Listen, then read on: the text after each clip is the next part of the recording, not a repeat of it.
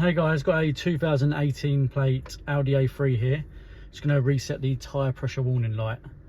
So first we're going to go for the centre of the dash screen.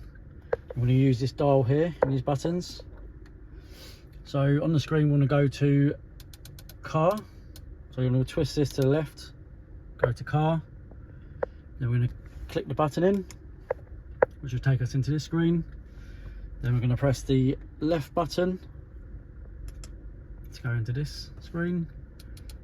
Scroll right, so we go to servicing and checks and press the center button in again. Then we go on tire pressure loss indicator, press the button in again, and then store pressure, press the button, scroll left, go to yes store now,